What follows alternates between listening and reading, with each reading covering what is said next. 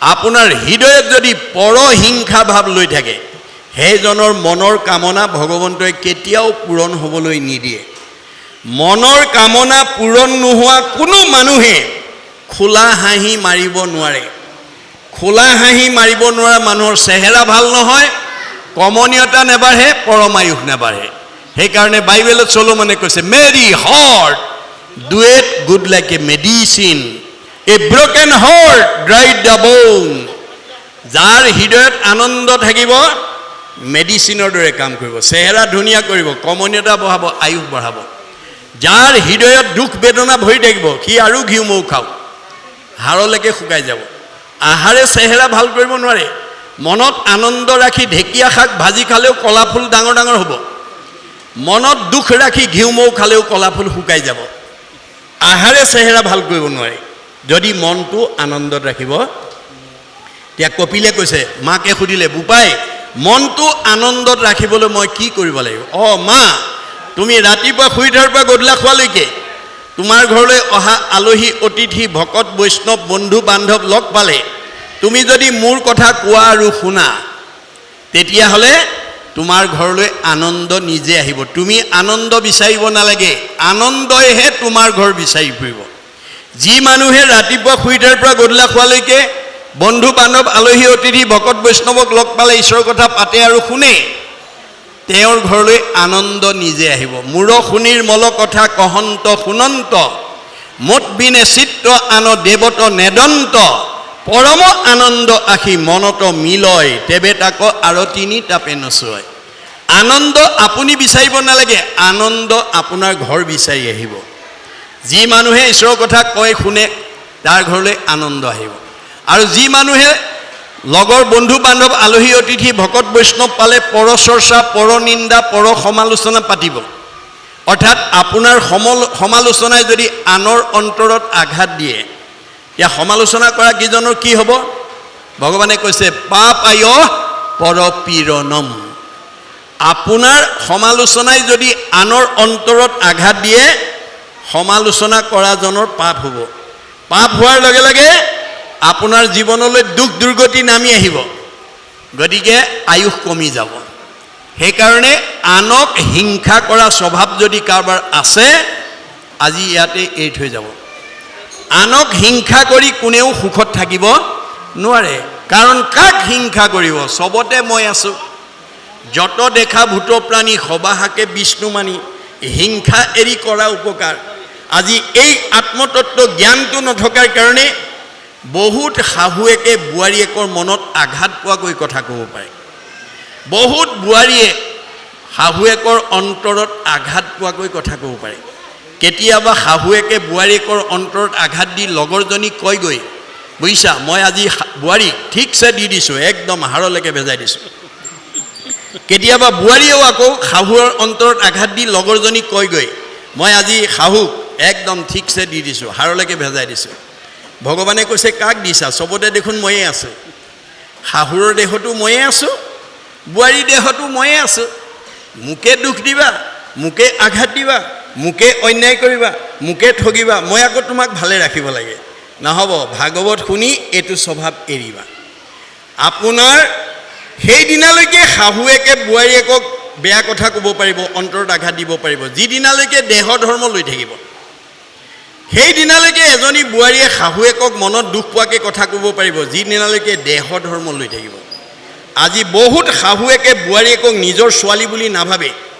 এওঁ আমুকৰ জীয়েক বুলি ভাবে অৰ্থাৎ দেহ ধৰ্ম লৈছে বহুত বোৱাৰীয়ে শাহুৱেকক নিজৰ মাতৃ বুলি নাভাবে আমুকৰ মাক বুলি ভাবে দেহ ধৰ্ম লৈ আছে আপোনালোকে যিদিনালৈকে দেহ ধৰ্ম লৈ থাকিব সেই দিনালৈকে আপোনালোকে জন্মচক্ৰত ঘূৰি থাকিব লাগিব কাৰণ দেহ অনিত্য অশ্বাশ্বত দেহ মায়া আজি আছে কালিলৈ নাই আজি আছে কালিলৈ নাইকিয়া ধৰ্ম লৈ পেলাই আপুনি ঈশ্বৰৰ ওচৰলৈ যাব নোৱাৰিব গতিকে আত্মা ধৰ্ম ল'ব লাগিব আত্মা শাশ্বত সনাতন ইয়াৰ বিনাশ নাই গতিকে যিদিনাখন শাহুৱেকে ক আখৰৰ তত্ত্ব বুজি বোৱাৰীয়েকক নিজৰ ছোৱালী বুলি ভাবিব যিদিনাখন বোৱাৰীয়েকে ক আখৰৰ তত্ত্ব বুজি আত্মা দিশত শাহুৱেকক নিজৰ মাতৃ বুলি ভাবিব সেই দিনাৰ পৰা আৰু সেইখন ঘৰত শাহু বোৱাৰীৰ মাজত মনোমালিন্য হ'ব নোৱাৰে। এই তথ্য দি আছে, মনত ৰাখিব কথাটো।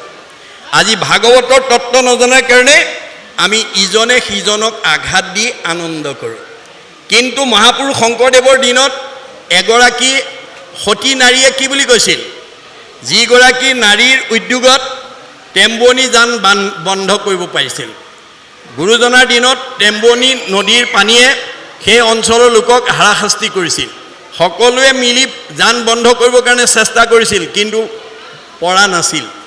গুৰুজনৰ ওচৰত গৈ ক'লেগৈ, গুৰুজনে ক'লে, তোমালোকে যদি এজনী সতী নাৰীৰ জৰিয়তে 3টা কাঠি এপল পানী আৰু এপল মাটি ব্ৰহ্মপুত্ৰৰ পৰা আনি যদি টেম্বনী জানত পেলাব পাৰা, তোমালোকৰ যান বন্ধ হৈ যাব। চবেই গৈ ঘৰত আলোচনা কৰিলে, কোনেও সাহস নকৰিলে। অৱশেষত পূৰ্ণানন্দৰ ভাৰ্যাত জয়ন্তীয়ে ক'লে, তুমি যদি আজ্ঞা কৰা মই পাৰিম। গিৰিয়েকটো প্ৰতিবাদ কৰিছে, ইমান ডাঙৰ ডাঙৰ উচ্চ পদস্থ মানুহে পৰা নাই, তুমি আকৌ সাহস কৰিছা। এই বুলি বিতৰ্ক হৈ থকা কথা শুনি গুৰুজনৰ ওচৰত ক'লেগৈ অনুচৰে। গুৰুজনে ক'লে, মাতি আনা। মাতি নিলে। ৰাধিকাক সুধিলে, তুমি টেম্বনী যান বান কৰিবলৈ সাহস কৰিছা বোলে? হয় প্ৰভু, মই কৰিছোঁ। তোমাৰ সতীগুণ আছে বোলে? আছে। কি কি কি সতীগুণ আছে মোক কোৱা। তেতিয়া ৰাধিকাই কৈছিল, জয়ন্তী বদতি প্ৰভু শুনি গোসাই, অসমভাৱে ভূতদয়া কৰোঁ সদাই। এইটো প্ৰথম গুণ দেই, ৰাধিকা সতীৰ এইটো প্ৰথম গুণ আছিল যে ভগৱন্তৰ সৃষ্টিৰ সকলো পঞ্চভৌতিক প্ৰাণীতেই ভগৱান আছে বুলি জানি মই চবকে দয়া মৰম চেনেহ ৰক্ষণাবেক্ষণ দিওঁ। বৰ সুন্দৰ হৈছে। আৰু কি কৰা? স্বামী তপস্বামী জপস্বামী কৰোঁ ধ্যান, স্বামীৰ কুশল বিনে নিশ্চিন্তু হওঁ আন। মই স্বামীৰ সকলো মংগল কামনা কৰোঁ, স্বামীৰ কোনোদিন অমংগল নকৰোঁ। বৰ সুন্দৰ হৈছে। আৰু কি কৰা? ভাল উপদেশ দিয়া চলাওঁ স্বামীক, মাস মধ্যে একবাৰ কৰোঁ ৰতিক। অকাৰণত যাতে ব্ৰহ্মক্ষয় কৰি স্বামী যাতে দুৰ্বল হ'ব লগা নহয়, নিশকতীয়া হ'ব লগা নহয়, ৰোগগ্ৰস্ত হ'ব লগা নহয়, তাৰ কাৰণে মই তেওঁক ভাল উপদেশ দ্বাৰা পৰিচালিত। বৰ সুন্দৰ হৈছে। আৰু কি কৰা? স্বামী বিনে পৰ পুৰুষক দাসীটো, কামভাৱে নাচাওঁ আৰু কথা কওঁ নাপাতো। স্বামী বিনে পৰপুৰুষক মই কামভাৱে নাচাওঁ আৰু কথা নাপাতো। বৰ সুন্দৰ হৈছে। আৰু কি কৰা? পালেও আনন্দ নাপালেও নাহি দুখ, দৈৱবশে জীৱা মিলে তাহাঁতে সন্তোষ। মই বেছি পালেও আনন্দ নাই, নাপালেও দুখ নাই, ভগৱানে যি দিয়ে মই তাতেই সন্তুষ্ট থাকোঁ। বৰ সুন্দৰ হৈছে। আৰু কি কৰা? স্বামীক নুসুধি কতো নকৰোঁ গমন, স্বামীক নিদিয়া অগ্ৰে নকৰোঁ ভোজন। স্বামী ঘৰত থকা অৱস্থাত স্বামীক নুসুধাকৈ ক'লৈকো নাযাওঁ, আৰু স্বামীক আগতে খাবলৈ নিদিয়াকৈ মই নাখাওঁ। কিন্তু এই কথাটো নজনা আমাৰ বহুত আয়ে যদি ভাল বস্তু বনায়, সেই সময়ত যদি স্বামী ইফালে সিফালে যায়, ল'ৰা ছোৱালী ক'ব দেউতালৈ বাঢ়ি থোৱা, আমি খাওঁ আৰু। গতিকে ৰাধিকাই কিন্তু সেইটো কৰা নাছিল। স্বামী থকা অৱস্থাত স্বামীক নিদিয়াকৈ তেওঁ আগে খোৱা নাছিল। বোলে বৰ সুন্দৰ হৈছে। আৰু কি কৰা? নেদুকাকো লজ্জা নকৰোঁ পৰাং মুখ, পৰ দুখে দুখী পৰ সুখে পাওঁ সুখ। মই আনৰ দুখ দেখিলে দুখ লাগে, আনৰ সুখত মই সুখী হওঁ। বৰ সুন্দৰ হৈছে। আৰু কি কৰা? প্ৰাতসে উঠিয়া কৰোঁ গৃহকৰ মগন, বাহিৰে ভিতৰে কৰোঁ গোময় সিঞ্চন। মই ৰাতিপুৱা সোনকালে উঠি ঘৰ দুৱাৰ সাৰি মুচি গুৰুগৃহ মচি কাচি ধূপ ধূনা জ্বলাই ঈশ্বৰ উপাসনা কৰি ঘৰখন প্ৰদূষণমুক্ত কৰি থাকোঁ। এতিয়া আমাৰ নামঘৰ বা গুৰুগৃহ মচিলে কিমান পুণ্য হয় আজি বহুত আয়ে নাজানে। সেইকাৰণে গুৰুগৃহ বা নামঘৰটো পঁচা কচা কৰিবলৈ বহুত আয়ে অৱহেলা কৰে। কিন্তু ৰাধিকা সতীয়ে সদায় পুৱাতে উঠি সেই কাম কৰিছিল। কিয়?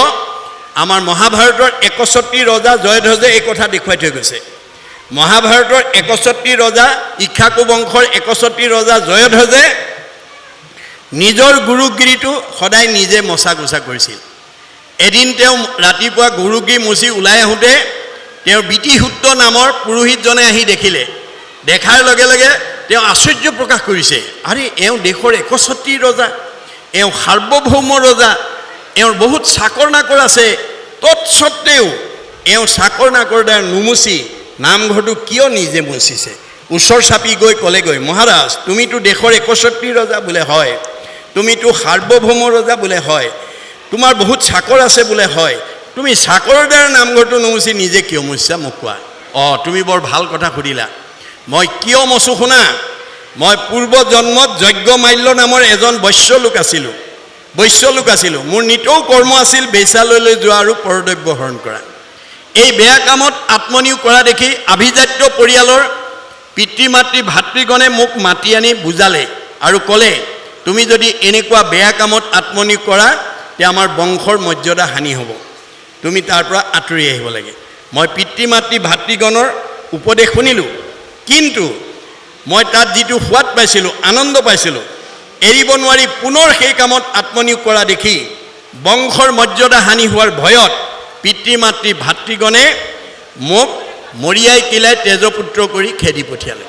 মই কান্দি কান্দি গৈ এখন অৰণ্যৰ মাজমজিয়াত প্ৰৱেশ কৰিলোঁ আৰু তাত গৈ দেখিলোঁ কোনোবা ঋষিমুনি যোগীসকলে ঈশ্বৰক ধ্যান কৰি সিদ্ধি সাধন কৰি পৰিত্যক্ত এটা মন্দিৰ মই দেখা পালোঁ আৰু তাতেই মই খন্তেক জিৰণি লওঁ বুলি ঠাইখন মচি কাচি পৰিষ্কাৰ কৰি মই শুলোঁ, টোপনি গ'ল, কাল সৰ্পই দংশন কৰিলে, মোৰ মৃত্যু হ'ল। কিন্তু জীৱনৰ শেষ বেলা পৰিত্যক্ত হ'লেও ঈশ্বৰৰ উপাসনা কৰা ঠাইখন যে মই মচি দিলোঁ, তাৰ পুণ্যৰ ফলত মোৰ প্ৰাৰব্ধ চব পাপ বিনাশ কৰি এই জন্মত মোক ভগৱন্তই ইক্ষ্বাকু বংশৰ ৬১ ৰজা কৰি জন্ম দিছে, তাৰ পুণ্যৰ ফলত। আৰু জাতিস্মৰ শক্তিৰ বলত সেই কথা উপলব্ধি কৰি তুমি কোৱাৰ দৰে মোৰ বহুত চাকৰ নাকৰ থকা স্বত্তেও মই নিজৰ নামঘৰটো নিজেই মচোঁ। মন্দিৰ বা নামঘৰ মচিলে কি হয় শুনা। হৰিৰ মন্দিৰ কৰে যিজনে মাৰ্জন, তাৰ যত পুণ্য হয় নাযাই গণন। নামঘৰ বা গুৰুগৃহ মচিলে কিমান পুণ্য হয় মই তোমাক হিচাপ দিব নোৱাৰোঁ। জানি বা নাজানি কৰে মন্দিৰ মাৰ্জন, তাহাৰ সাফল্য হোৱে মনুষ্য জনম। নাজানে নামঘৰটো সাৰিলে বা মচিলে পুণ্য হয়। কোনোবাই ক'লে যোৱাচোন তুমিয়ে সাৰি দিয়া, সেইকাৰণে সাৰিলে, তেতিয়াও মানে তাৰ মানৱ জন্ম ধৰাৰ সাৰ্থকতা হ'ব। স্বজ্ঞানত যিটো কৰে মাৰ্জন মন্দিৰ, সৰ্বপাপ খণ্ডি হয় ভৱ ভয় পাৰ। জানে নামঘৰ মচিলে পৰিষ্কাৰ কৰিলে পুণ্য হয়, তেওঁ এই ভৱ সংসাৰৰ সকলো মায়াৰ পৰা মুক্ত হৈ জীৱন গতি পাব। কাৰোবাৰ অৱস্থা ভাল পকাৰে বনাইছে, কাৰোবাৰ অৱস্থা বৰ খেৰ বাঁহেৰে বনাইছে। ধনীয়ে কৰন্ত দিব্য শৰীৰ মন্দিৰ, ইষ্টক পাষাণ ৰূপ সুবৰ্ণ প্ৰাচীৰ। তৃণকাষ্ঠ দিয়া কৰে দৰিদ্ৰে নিৰ্মাণ, তথাপি মাৰ্জন ফল দুয়োৰে সমান। পকা নামঘৰটো মচিলে বেছি পুণ্য হ'ব, খেৰ বাঁহে বনোৱাটো মচিলে কম হ'ব। কেঁচা পকা গুৰুগৃহটো মচিলে পুণ্য বেছি হ'ব, বাঁহৰ ঘৰৰ মচিলে কম হ'ব। এই ব্যৱস্থা ভগৱানৰ নাই। গতিকে পকাই হওক কেঁচাই হওক ঈশ্বৰৰ নাম লোৱা ঠাইখন যদি আমি সৰা মোচা কৰোঁ মহাপুণ্য হ'ব। সেইকাৰণে গীতাত কৃষ্ণই অৰ্জুনক কৈছে, মূৰ গৃহে পুষ্প বাতি কৰিবা যতন, শ্ৰদ্ধাভাৱে মূৰ গৃহ কৰিবা লেপন। গৃহক লেপনতে মিতিকাৰৰ ৰেণু যত, সেই কৰ্মে পুণ্য ভাৱে থাকে বৈকুণ্ঠক। গতিকে আমি নামঘৰ বা গুৰুগৃহ মচি আনোতে আমাৰ হাতৰ আঁচবিলাক যিমান তাত পৰি আহিব, সিমান দিন আমাৰ জীৱই বৈকুণ্ঠৰ সুখত ভোগ কৰিবলৈ পাব। এয়া হৈছে নামঘৰ মচাৰ মাহাত্য। গুৰুজনে কৈছে বৰ সুন্দৰ হৈছে। আৰু কি কৰা, যদি স্বামী মন্দ কৰ্ম কৰে আচৰণ, মিষ্ট বাক্য কৰি তাক কৰুণী বাৰণ। মোৰ চকুৰ আগত স্বামীয়ে যদি কিবা ভুল কৰা দেখোঁ, মই মধুৰ বাক্যৰে সাৱলীল ভাষাৰে তেওঁক সেই ভুলৰ পৰা আঁতৰাই আনিবলৈ যত্ন কৰোঁ। কেনেকুৱা ভুল কৰিলে তুমি অগ্ৰাধিকাৰ দিয়া? বোলে কলি থকা ঠাইলৈ যদি যায়, বোলে কলিনো ক'ত থাকে? পৰীক্ষিত ৰজাই কলিক নিগ্ৰহ কৰোঁতে প্ৰধানকৈ 4টা ঠাই দিছিলে। নিৰপতি বুলন্ত কলি তোক দিলোঁ স্থান, জৈত খেলে জুৱা পাশা কৰে মদ্যপান। স্ত্ৰী পঞ্চ সোণা গৃহস্থৰ থাকে জৈত, এহি 4 স্থান দিলোঁ বঞ্চ গয়াতৈত। পৰীক্ষিত ৰজাই কলিক নিগ্ৰহ কৰোঁতে প্ৰধানকৈ 4টা ঠাই দিছিল। মদ ভাং খোৱা, জুৱা পাশা খেলা, পৰস্ত্ৰী আসক্ত, হিংসা ধৰ্ম। মদ খোৱাত তুমি কিয় বাধা দিয়া? মাদ্যতি যত তৎ মদ্যম, মদ খালে নিচা লাগে। বুদ্ধি লুম্পতি যত দ্ৰব্যম মদকাৰী তদ্যচ্ছতে, নিচাযুক্ত বস্তু খালে সৎবুদ্ধি বিনাশ হয়, অসৎ ফালে গতি কৰে। মোৰ স্বামীয়ে নিচাযুক্ত বস্তু খাই যাতে বেয়া কাম কৰি পাপ অৰ্জন কৰিব লগা নহয়, তাৰ কাৰণে মই তেওঁক সদায় মধুৰ বাণীৰে মানে অঁতৰাই আনো। কাৰণ বিবাহ সম্বন্ধে পুৰুষৰ অৰ্ধাংগিনী, স্বামী বুলি ধৰ্ম কৰ্ম পাই অৰ্ধখিনি। মই যিদিনাখনে বিবাহ পাশত আবদ্ধ হ'লোঁ, স্বামীৰ অৰ্ধাংগিনী ৰূপে পৰিচিত হ'লোঁ। গতিকে স্বামীয়ে কৰা পাপ পুণ্যৰ আধা মই ভোগ কৰিব লাগিব। যেনেকৈ বাস্তৱত এজন ডাক্তৰে বিয়া কৰা মানুহজনীক আমাৰ মানুহে কি বুলি কয়? ডাক্তৰণী বুলি কয়। মাষ্টৰে বিয়া কৰা মানুহজনীক মাষ্টৰণী বুলি কয়। তেওঁলোকে আচলতে ডাক্তৰণী মাষ্টৰণী হয় জানো? নহয়। ডাক্তৰে বিয়া কৰাৰ কাৰণে ডাক্তৰণী, মাষ্টৰে বিয়া কৰালে মাষ্টৰণী, শইকীয়াই বিয়া কৰালে শইকীয়ানী, বৰাই বিয়া কৰালে বৰাণী। তাৰমানে আধা উপাধিটো পাই যায়, হয় নাই? তেতিয়া গুৰুজনে ক'লে বৰ সুন্দৰ হৈছে, যোৱা পানী আনা। 3টা কাঠিৰ এপল পানী মানে প্ৰথমবাৰ লৈ আহোঁতে 4 আঙুল কমি আহিলে। গুৰুজনে মাতি আনি ক'লে, ৰাধিকা তুমি বহুত ভাল কামৰ কথা ক'লা, বেয়া কামো কিবা কৰিছা মোক কোৱা। তেতিয়া তেওঁ জীৱনত কৰা বেয়া কামটোৰ বিষয়ে কি বুলি কৈছে? নমস্কাৰ কৰিবলৈ শুনিও কবাপ, কৰি আছোঁ মই এক গুৰুতৰ পাপ। মই জীৱনত এটা ডাঙৰ পাপ কৰিছোঁ। কি? আমাৰ স্বামী এন্তে গৃহে নাহি কয়, বহিনী জমাই আহি গৃহে মিলি লয়। মোৰ স্বামী নথকা এটা দিনত ভনী জোৱাই আমাৰ ঘৰলৈ আহিলে। তাৰ পৰা মই আমাৰ আৰ্থিক অৱস্থা দুৰ্বল, নিতৌ ভাত ৰান্ধি পাত কাটি ভাত খাওঁ। ভাত ৰান্ধি আছোঁ পাত কাটি দেউতা নাই, তাকো কাটি বাক কাচি দিলোঁ হওঁ পেলাই। মানুহ নথকাৰ কাৰণে ভনী জোৱাইকে পাত কেইখিলামান কাটা বুলি ভিতৰৰ পৰা আহি কাঁচিখন দলিয়াই দিলোঁ। দলিয়াই দিওঁতে বতাহত মোৰ উৰণিখন খহি গ'ল। কাচি দেওঁতে মোৰ মুখ জমাই দেখিল, এহি গুটি পাপ বাপ আমাৰো সিজিল। গুৰুজনাৰ দিনত ভনী জোৱাইকে জেঠাহুৱেকৰ মুখলৈ চাই আৰু জেঠাহুৱেকেও ভনী জোৱাইৰ মুখলৈ চাই কথা পতা নিয়মটো কঠোৰ আছিল। আজিকালি শিথিল হৈছে, কিন্তু উৰণি প্ৰথাটো আজিও আমাৰ সমাজত বিদ্যমান হৈ আছে। বিবাহ পাশত আবদ্ধ হ'লে মহিলাসকলে উৰণি ল'ব লাগে। কিয়? ই ভক্তিৰ প্ৰতীক আৰু জ্যেষ্ঠজনক সন্মানৰ প্ৰতীক। হ'ব দিয়া, তোমাৰ এই দুখটো মই খণ্ডন কৰিছোঁ, তুমি আকৌ আনা।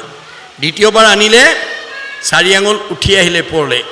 3টা কাঠিৰ এপল পানী আৰু এপল মাটি যোগাবলৈ আনি টেম্বনী জানত পেলাই দিয়াৰ লগে লগে বুৱতী নদী বন্ধ হৈ গ'ল। আৰু আজিও সেই জানটোৰ নাম শান্তি জান হিচাপে বৰদোৱাত চিহ্নিত হৈ ৰ'ল। এগৰাকী সতী নাৰীৰ সতীত্ব গুণে যদি বুৱতী নদী বন্ধ কৰে, আমাৰ ঘৰখন, আমাৰ পৰিয়াল, আমাৰ সমাজ, আমাৰ পৰিৱেশ ভাল কৰিব নোৱাৰিব কিয়? এই আমাক বিশ্বাস লাগিব দেই। সেইকাৰণে কৃষ্ণই অৰ্জুনক আৰু এটা কথা কৈছে, হে অৰ্জুন, যিসকল মহিলাৰ গাত 7টা সদ্গুণ থাকিব, তেওঁ নিজেতো উদ্ধাৰ হ'বই আৰু সকলো পুৰুষৰ চতুৰ্বৰ্গ সাধন কৰিব। আপোনালোকে শুনি আনন্দ পাব যে অসমৰ শদিয়াৰ পৰা ধুবুৰীলৈকে বিভিন্ন ডিষ্ট্ৰিক্টত গুৰুজনাৰ এই ধৰ্ম আদৰ্শ প্ৰচাৰ প্ৰসাৰ কৰি আমি এটা শুভ লক্ষণ দেখা পাইছোঁ। সেইটো কি? যে আজি ভাগৱত ব্যাখ্যাই বোলক, নাম প্ৰসংগেই বোলক, বিয়া সবাহেই বোলক, ধৰ্মালোচনী সভাই বোলক, আমাৰ পুৰুষসকলতকৈ মহিলাৰ উপস্থিতিটো বেছি। এইটো আমাৰ শুভ লক্ষণ। আজি যদি অংক কৰে সেইটো উত্তৰে ওলাব। ইয়াত আজি মহিলাৰ উপস্থিতিটো বেছি। আমাৰ যিমানেই আমাৰ ঘৰখনৰ বা সমাজৰ মহিলাসকলক আমি ঈশ্বৰ ভক্তি কৰে মাজলৈ আনিব পাৰিম, সিমানেই আমাৰ ঘৰ, পৰিয়াল, সমাজ পৰিৱেশ উন্নত হ'ব। আমাৰ ঋকবেদত কৈছে ন গৃহম গৃহম ইতি আহু গৃহিণী গৃহম উচ্যতে তয়াহি সহিতা সৰ্বান পুৰুষায়াম সমশ্নুতে। যিখন ঘৰৰ যিখন সমাজৰ আইসকল ঈশ্বৰ ভক্তিপৰায়ণ হ'ব, তেওঁ নিজেতো উদ্ধাৰ হ'বই, সেই পুৰুষ সকলো পুৰুষৰ চতুৰ্বৰ্গ সাধন কৰিব। আৰু আইসকল যদি ভক্তি শূন্য হৈ যায়, ভক্তি বিমুখী হৈ যায়, তেতিয়া আমাৰ অৱস্থা কি হ'ব? মহাভাৰতৰ বন পৰ্বত কৈছে জয়স ভাৰ্যা গৃহে নাস্তে সাধিসা পুণ্যচাৰিতা অৰণ্যং তেন গন্তব্যং যথা অৰণ্যং তথা গৃহম। কৃষ্ণ এইখিনিলৈকে এতিয়া কপিল প্ৰভুৱে মাকক কোৱাৰ চলৰে আমাক কি ক'ব বিচাৰিছে, মই তাৰ ওপৰত আলোচনা কৰিম। এতিয়া ভগৱন্তই কপিল প্ৰভুৰূপে জন্মগ্ৰহণ কৰি মাকক ইয়াৰ আগলৈকে বৈদিক নীতি অনুসৰি কেনেকৈ ভগৱন্তক আৰাধনা কৰিব লাগে সেই নীতিৰ সম্পৰ্কে কৈছিল। অৰ্থাৎ বৈদিক নীতিমতে 8টা যুগৰ দ্বাৰা 8 প্ৰকাৰ যুগৰ দ্বাৰা ভগৱন্তক উপাসনা কৰে। মানে যম, নিয়ম, আসন, প্ৰাণায়াম, প্ৰত্যাহাৰ, ধ্যান, ধাৰণা, সমাধি, এই 8টা প্ৰকাৰে বৈদিক যুগত ঋষি মুনিসকলে ঈশ্বৰক ধ্যান কৰিছিল, কৰি তেওঁলোকে সিদ্ধি সাধন কৰিছিল।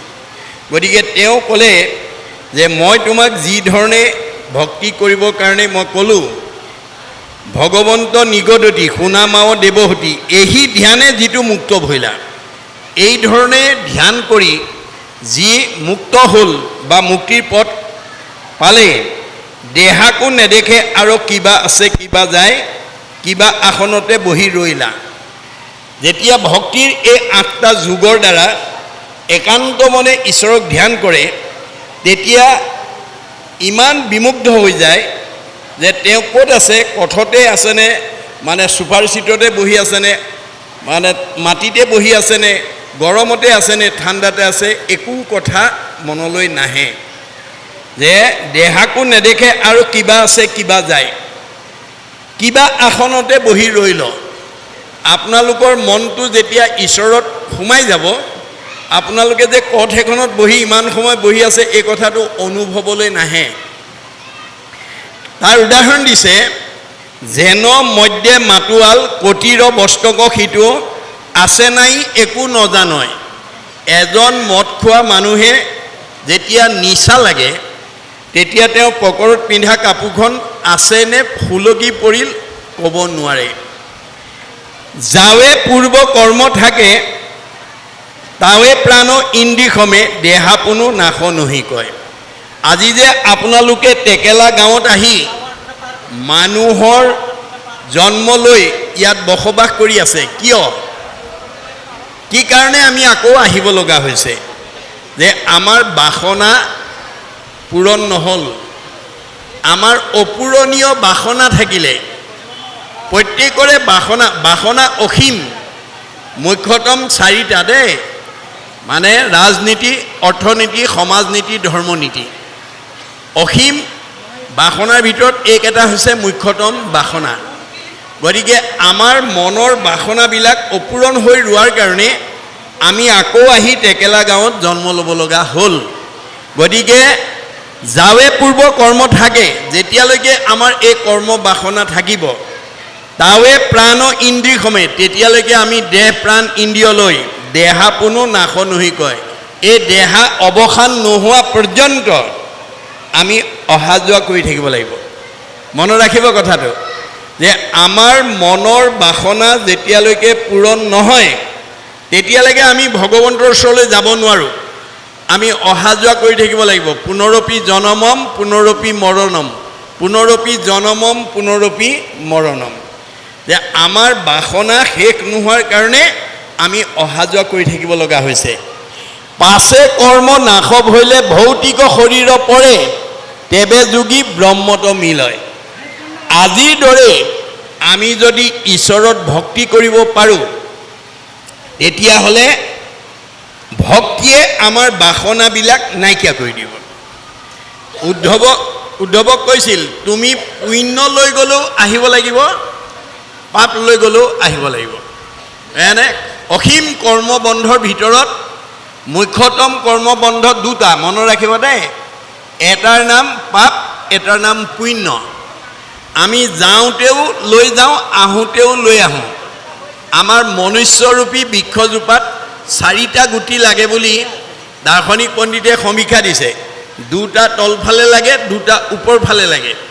তলফালৰ 2টাৰ নাম পাপ আৰু পুণ্য, ওপৰফালৰ 2টাৰ নাম সুখ আৰু দুখ। আপোনালোকে ইয়াৰ পৰা যাওঁতে এই টেকেলা গাঁৱত যিমান ধন টকা পইচা, গাড়ী মটৰ, পকা ঘৰ দুৱাৰ, মাটি সম্পত্তি ল'লে, চব যাবৰ সময়ত ইয়াতে এৰি থৈ যাব লাগিব। পুত্ৰ ভাৰ্যা ঐশ্বৰ্য থাকিব ঐতে পৰি, পাপ পুণ্য দুই যাব লগত সত্তৰি। আমাৰ লগত কিন্তু পাপ আৰু পুণ্য এই 2টা যাব। যে আপুনি জন্মৰ পৰা মৃত্যুৰ দিনালৈকে এনেকৈ কৃষ্ণ কথা শুনি কিমান পুণ্য অৰ্জন কৰিলে, আৰু ভাল কামত আত্মনিয়োগ কৰি অনুষ্ঠান প্ৰতিষ্ঠান দল সংগঠনৰ উপকাৰৰ কামত আপুনি এই দেহটো কিমান লগালে। পৰোপকাৰায় ইদম শৰীৰম, আমাক এই শৰীৰটো ভাল কামত ব্যৱহাৰ কৰিব দিছিলে। আপুনি কিমান ভাল কাম কৰি পুণ্য অৰ্জন কৰিলে, সেইটো আপোনাৰ লগত যাব। আৰু আনক হিংসা কৰি, আনক অন্তৰত আঘাত দি আৰু বেয়া কাম কৰি কিমান পাপ অৰ্জন কৰিলে, সেই 2টা বস্তু লগত যাব। মনত ৰাখিবা দেই। পুত্ৰ ভাৰ্যা ঐশ্বৰ্য থাকিব ঐতে পৰি, পাপ পুণ্য দুই যাব লগত সত্তৰি। পাপ আৰু পুণ্য বেছি যাব। আপুনি যাওঁতে যদি পুণ্যৰ টোপোলাটো বেছিকৈ লৈ যায়, তেতিয়া আপোনাৰ জীৱটো ঊৰ্ধ্বগতি হ'ব, আপগ্ৰেড। যদি পাপৰ টোপোলা বেছি লৈ যায়, তেতিয়া অধোগতি হ'ব, ডিগ্ৰেড। গতিকে আমাৰ জীৱৰ মৃত্যু নাই, হয় ওপৰলৈ যাব, নহয় তললৈ আহিব। গতিকে ভাগৱত শুনি আমি বেয়া এৰি ভাল ল'ব পাৰিলে আমাৰ জীৱ সংস্কাৰ হ'ব। আমি ভাগৱত শুনিবলৈ কিয় আহিব লাগে? বেয়া এৰি ভাল ল'বৰ কাৰণে। ভাগৱতে ভাল আৰু বেয়া 2টাৰ ওপৰতে কথা কৈ আছে। আন্ধাৰ আৰু পোহৰ, আগম আৰু নিগম, প্ৰবৃত্তি আৰু নিবৃত্তি, সকাম আৰু নিষ্কাম, ইয়াৰ ওপৰতে কৈ আছে। কিন্তু কাহিনী, উপকাহিনী, আখ্যান উপাখ্যানৰ মাজেদি কৈ আছে। এতিয়া আজিৰ দৰে আমি আলোচনাৰ মাজেদি এই কথাবোৰ উপলব্ধি কৰিব লাগিব। উপলব্ধিয়ে সংস্কাৰ কৰিব। গতিকে আপুনি যাওঁতে 2টা বস্তু নিব, পাপ আৰু পুণ্য। যদি পুণ্যৰ টোপোলা বেছিকৈ লৈ যায়, আকৌ আহিব লাগিব। এতিয়া টেকেলা গাঁৱত য'ত যিটো পৰিৱেশত আছে, তাতকৈ বহুত ওপৰৰ জেগাত জন্ম ল'ব, উচ্চ যোনিত জন্ম ল'ব, সুখ আৰু ভোগৰ কাৰণে আহিব লাগিব। যদি পাপ বেছি লৈ যায়, এতিয়া যিটো পৰিৱেশত আছে তাতকৈ নিচ যোনিত জন্ম ল'ব লাগিব, নিচ ঠাইত জন্ম ল'ব লাগিব, আৰু দুখ ভুগিবৰ কাৰণে আহিব লাগিব। গতিকে এই 2টা মুখ্যতম কৰ্মবন্ধ, পাপ আৰু পুণ্য। গতিকে পুণ্য লৈ গ'লেও আহিব লাগিব সুখ ভোগৰ কাৰণে, পাপ লৈ গ'লে আহিব লাগিব দুখ ভোগৰ কাৰণে। গতিকে আপোনালোকে বৰ্তমান কালত এই টেকেলা গাঁৱত যিবিলাক গৃহস্থী বাস কৰি আছে, পূৰ্ব জন্মৰ পৰা যি বেছি পুণ্য লৈ আহিছে, সি একেখন গাঁৱত থাকিলেও আনতকৈ অলপ বেছি সুবিধাত থাকিব, বেছি ভোগ কৰা জেগাত থাকিব দেই। বেছি পুণ্য লৈ আহিলে একেখন গাঁৱতে বেছি ওপৰত থাকিব, মধ্যম পুণ্য লৈ আহিলে মধ্যমত থাকিব, আৰু কম পুণ্য লৈ আহিলে কমত থাকিব। কিন্তু এইটো স্থায়ী নহয়, ই গতিশীল। যদি আপুনি সুখ ভোগ কৰিবলৈ পায়ো ঈশ্বৰৰ নাম ল'ব পাৰে, তেতিয়া আপুনি আৰু ওপৰলৈ যাব, আৰু আপোনাক সকলো বিপদৰ পৰা ভগৱানে ৰক্ষা কৰিব। আমাৰ ভাগৱতত কৈছে, অসম্পদ কালত যিজনে ভজয়,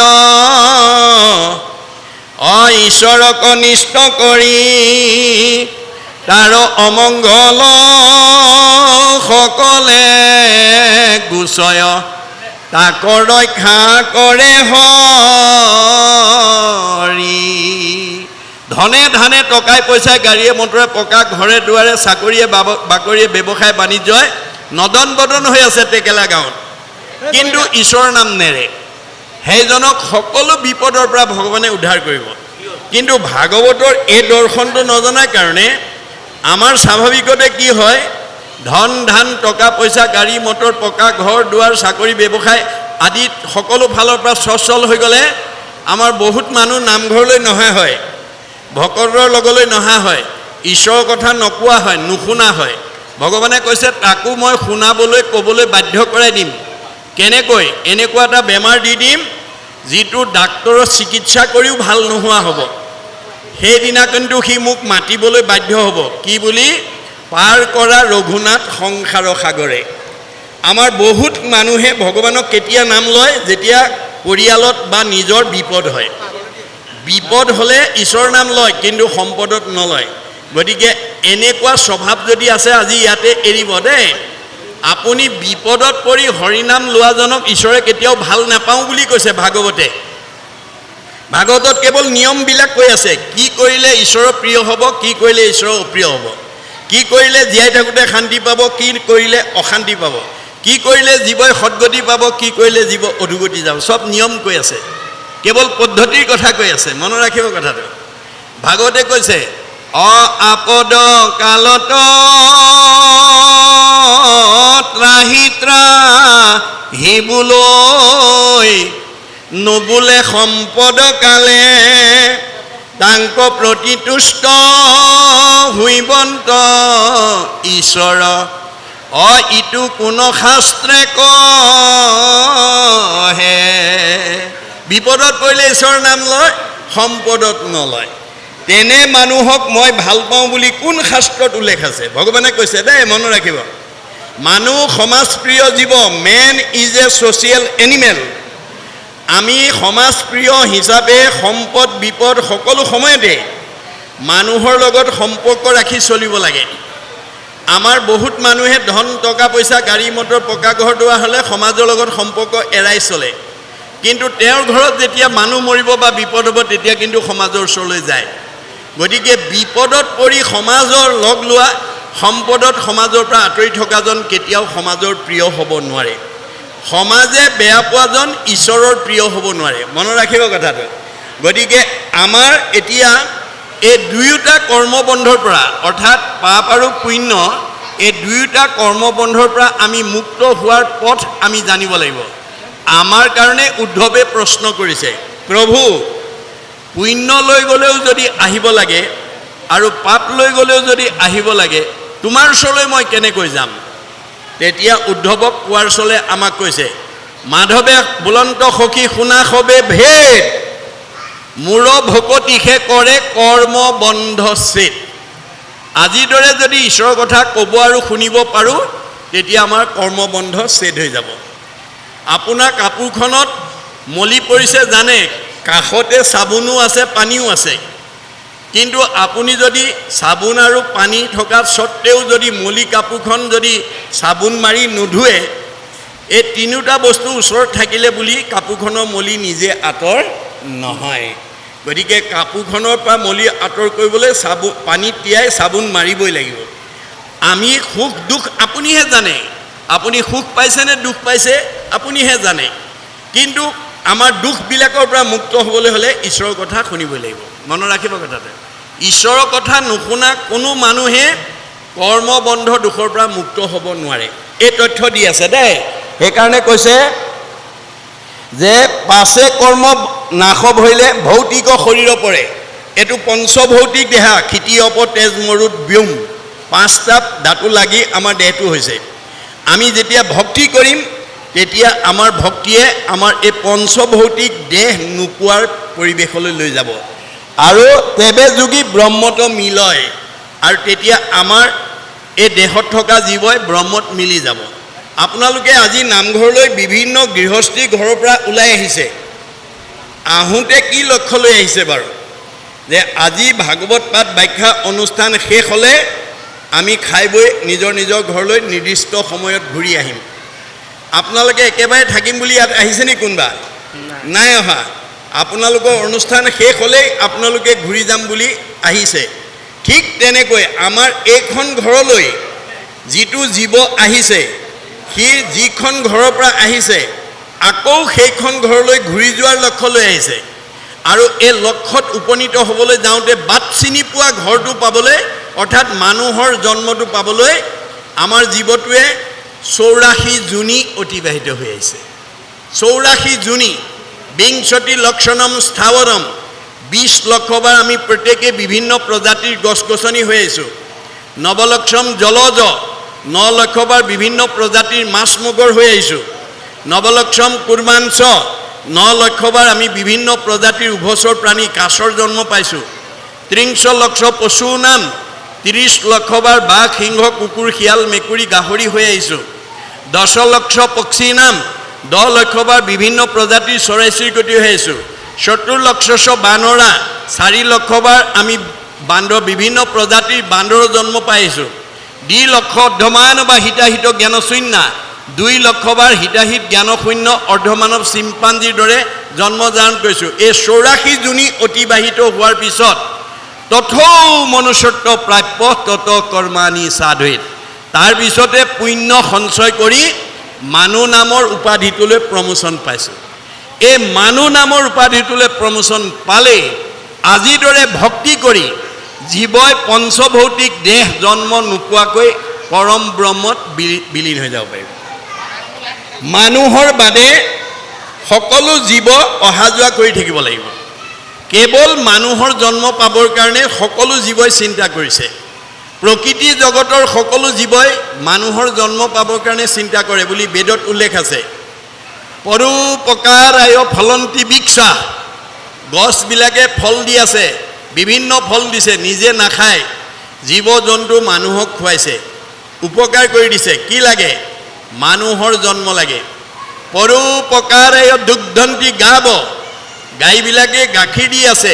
নিজে নাখায় আনক খুৱাই উপকাৰ কৰি আছে কি লাগে মানুহৰ জন্ম লাগে পৰোপকাৰায় বহন্তি নদ্যা নদীবিলাক অহৰহ বৈ আছে পৰৰ উপকাৰ কৰি কি লাগে মানুহৰ জন্ম লাগে সব জীৱই মানুহৰ জন্ম পাবৰ কাৰণে চেষ্টা কৰি আছে প্ৰকৃতি জগতৰ দূৰৰ কথা স্বৰ্গৰ দেৱতাসকলেও ব্ৰহ্মাকে প্ৰমুখ্য কৰি 33 কোটি দেৱতাই এই পৃথিৱীত মানুহৰ জন্ম পাবৰ কাৰণে বাঞ্ছা কৰে বুলি বেদত উল্লেখ আছে অতহি দেৱা ইচ্ছন্তি জন্ম ভাৰত ভূতলে এই ভাৰত ভূমিত মানুহৰ জন্ম পালে আজিৰ দৰে ঈশ্বৰৰ কথা শ্ৰৱণ কীৰ্তন কৰি ভক্তি কৰি জীৱই মুক্তি পাব পাৰে স্বৰ্গত ভোগবাদ বস্তুবাদ আছে ভক্তিবাদ নাই ভক্তিবাদ কেৱল এই পৃথিৱীত আছে সেইকাৰণে দেৱতাসকলেও পৃথিৱীত মানুহৰ জন্ম পাবৰ কাৰণে বাঞ্ছা কৰে আৰু আমাক মহাপুৰুষ দুজনাই বিশেষকৈ পৃথিৱীৰ ভিতৰত ভাৰতবৰ্ষৰ 4 সীমাত মানুহৰ জন্ম পোৱা সকলক 4 ধন্যৰ পাত্ৰ বুলি কৈছে ধন্য ধন্য কলিকাল ধন্য নৰ তনুভাল ধন্য ধন্য ধন্য ৰাম নাম আমি 3টা ধন্য অতিক্ৰম কৰিলোঁ কোনেও বাধা দিব নোৱাৰিলে কলি যুগত ভাৰতবৰ্ষত নৰ দেহা পালোঁ আমাক কোনেও বাধা দি ৰাখিব নোৱাৰিলে এতিয়া আমি 4 নম্বৰ ধন্য ৰাম নাম ল'ব লাগে তেতিয়া আমাৰ জীৱই মুক্তি পাব এই কথাত বহুতে প্ৰশ্ন কৰে যে পৃথিৱীৰ ভিতৰত ভাৰতবৰ্ষত জন্ম লোৱা মানুহ 4 ধন্যৰ পাত্ৰ বুলি মহাপুৰুষে কৈ গৈছে প্ৰগতিশীল দেশবিলাক যি আছে ৰাছিয়া আমেৰিকা জাপান ইংলেণ্ড চীনকে প্ৰমুখ্য কৰি পৃথিৱীৰ যিবিলাক প্ৰগতিশীল দেশত মানুহ জন্ম কৰিছে তেওঁবিলাক দুৰ্ভগীয়া নেকি মহাপুৰুষে তাৰো উত্তৰ দি গৈছে আতবিনে আনভূমি যতেক আশ্ৰয় ভোগৰেখে দেশ বুলি জানিবা নিশ্চয় পৃথিৱীত যিমান প্ৰগতিশীল দেশ আছে সব ভোগবাদী আৰু বস্তুবাদী দেশ ভক্তিবাদ কেৱল ভাৰতবৰ্ষত আছে সকলো জীৱই ভাৰতবৰ্ষৰ 4 সীমাত মানুহৰ জন্ম পাই আজিৰ দৰে ভক্তি কৰিলেহে মুক্তি পাব পাৰিব নহ'লে ঘূৰি থাকিব লাগিব পুনৰপি জনমম পুনৰপি মৰণম পুনৰপি জনমম পুনৰপি মৰণম মনত ৰাখিব কথাটো সেইকাৰণে কৈছে যে পাছে কৰ্ম নাশব হৈলে ভৌতিক শৰীৰ পৰে আমি আজিৰ দৰে যদি ভক্তি কৰিব পাৰোঁ কৰ্মবন্ধ নাশ হৈ যাব কৰ্ম পাপ পুণ্য নাইকিয়া প্লাছ মাইনাছ 0 হৈ যাব তেবে যোগী ব্ৰহ্মত মিলয় তেতিয়া আমাৰ দেহলৈ অহা ব্ৰহ্ম জীৱ ব্ৰহ্মত মিলি যাব। আপোনালোকে যেনেকৈ আজি অনুষ্ঠানৰ পিছত নিজৰ ঘৰলৈ গুচি যাব, ঠিক তেনেকৈ আমাৰ এইখন ঘৰলৈ অহা জীৱটো এইখন এখন ঘৰ বুলি কৈছে। মোহৰ সেৱাৰ যোগ্য মনুষ্য শৰীৰ, ইহাকে বুলিয় গৃহ জানা মহাবীৰ। উদ্ধৱক চিনাকি কৰি দিছে। আমাৰ এইখন ঘৰলৈ যিটো জীৱ আহিছে, সেইটো জীৱই নিজৰ ঘৰখন পাব লাগিব। কোনখন ঘৰ? ব্ৰহ্ম, য'ৰ পৰা আহিছে, মূল সত্তা। কিন্তু কেতিয়া পাব? যেতিয়া ভাগৱত শুনিব, ভাগৱত পঢ়িব, ঈশ্বৰৰ কথা ক'ব, ঈশ্বৰৰ কথা শুনিব। তেতিয়া আমি 7টা ষ্টেপ পাৰ হৈ যাম দেই। ভাগৱত শুনা জীৱই 7টা ষ্টেপ পাৰ হৈ নিজৰ ঘৰখন পাবগৈ। প্ৰথমে দহিব পাতে কচয়। ভাগৱত শুনাৰ লগে লগে আমাৰ পাপবিলাক নাইকিয়া হৈ যাব। মিলাইবে মহাপুণ্য অদ্ভুত হয়, পুণ্য উপাৰ্জন হ'ব। মিলাইবে প্ৰথমে দহিব পাতে কচয়, কৰাইবে মহাপুণ্য অদ্ভুত হয়। মিলাইবে বিষয়ত বিৰকতি, বিষয়ৰ প্ৰতি বিৰকতি আহিব। কৃষ্ণত পুৱাইবে প্ৰেম ভকতি, কৃষ্ণ কথা শুনিবলৈ আগ্ৰহটো বাঢ়ি যাব। উপজাইবে আতি বৈষ্ণৱ জ্ঞান, আমি যে চব ঈশ্বৰৰ সন্তান সেই কথাটো উপলব্ধি হ'ব। মায়াকো দহিয়া কৰৈ নিৰ্জান, তেতিয়া আমাৰ মায়া ভাৱটো নাইকিয়া হৈ যাব। আপোন পৰ চুত বৰ উচ্চ নিচ ধনী দুখীয়া এইবিলাক নাইকিয়া হৈ যাব। 7 নম্বৰত চৈতন্যময় পূৰ্ণানন্দ হৰি থৈবন্ত তেন্তে এৰে কৈ। 7 নম্বৰতহে আমাক নি পেলাই নিজৰ ঘৰত পোৱাই দিবগৈ দেই। ভাগৱত নুশুনা জীৱ অহা যোৱা কৰি থাকিব লাগিব। এইটো অকল ধৰ্ম দৰ্শনেই নহয়, বিজ্ঞানেও স্বীকাৰ কৰিছে। আমাৰ পৃথিৱীৰ উপৰিভাগত যি বায়ুমণ্ডল আছে, বিজ্ঞানে তাক ঘনত্বৰ ওপৰত প্ৰধানকৈ 3টা স্তৰত ভাগ কৰি দেখুৱাইছে। আমাৰ বিজ্ঞানৰ ছাত্ৰসকলে জানিব, টপস্ফিয়াৰ, টেটস্ফিয়াৰ, আইনস্ফিয়াৰ। আইনস্ফিয়াৰক আটাইতকৈ ওপৰৰ স্তৰ বৈতৰণী নদী বুলি কল্পনা কৰা হৈছে। ভাগৱত শুনা জীৱ ইমান নিৰ্মল হৈ যাব, প্ৰয়াণৰ পিছত ৰকেটৰ দৰে 3টা লেয়াৰ ভেদ কৰি 14 ব্ৰহ্মাণ্ডৰ বাহিৰত শুদ্ধ জীৱ ভকতৰ কাৰণে নিৰ্মাণ কৰি থোৱা বৈকুণ্ঠত অৱস্থান কৰিব। আৰু ভাগৱত নুশুনা জীৱ এই 3টা লেয়াৰৰ ভিতৰতে অহা যোৱা কৰি থাকিব লাগিব। পুনৰপি জনমম পুনৰপি মৰণম, পুনৰপি জনমম পুনৰপি মৰণম।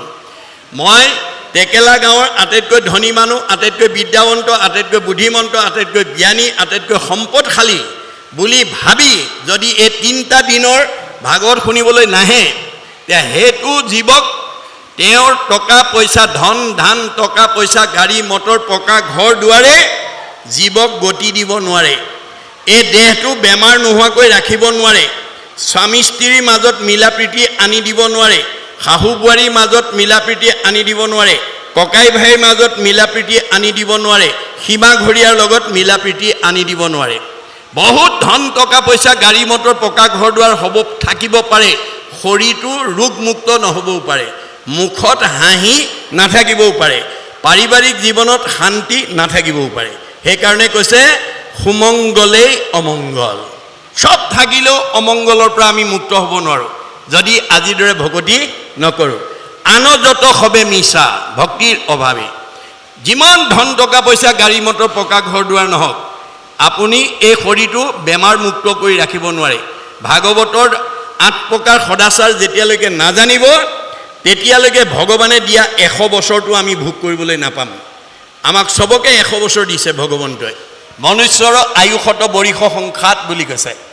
আমাৰ ভাগৱতে শাস্ত্ৰই কৈছে ভগৱানে মানুহ মাত্ৰেই আমাক 100 বছৰ দি পঠিয়াইছে। তৎসত্ত্বেও আজি বহুত আমাৰ মাজৰ পৰা 100 বছৰ ভোগ কৰিবলৈ নোপোৱাকৈ গুচি গৈছে। কিয়? ভাগৱতৰ নীতি আদৰ্শ নাজানে। মই আপোনালোকক আহ্বান জনাম যে এই আদৰ্শটো আপোনালোকে নেৰিব।